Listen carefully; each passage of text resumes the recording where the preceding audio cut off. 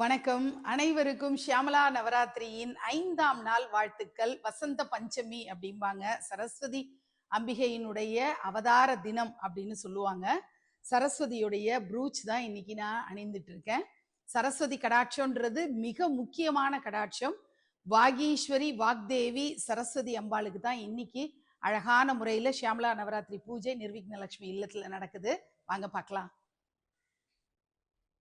வாக்வாதினி வாகீஸ்வரி, வாக்கிற்கு உயிர் கொடுப்பவள், அறிவுக்கு ஒளி ஏற்றுபவள், நம் சிந்தனைகளை தெளிவான சொற்களாக மாற்றுபவள் தான் வாக்வாதினி.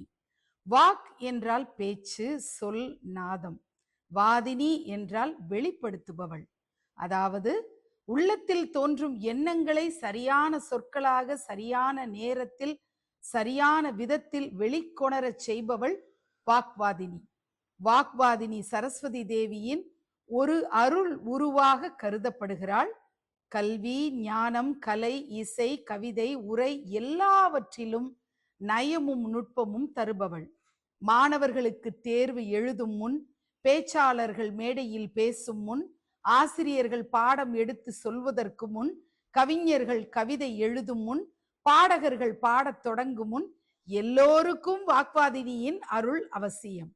வாக்வாதினியின் அருள் இருந்தால் பேச்சில் தடுமாற்றம் இருக்காது, நாக்கு குளராது, எண்ணமும் சொல்லும் ஒன்றாக இணையும், பேசும் சொற்கள் கேட்போரின் மனதை தொடும்.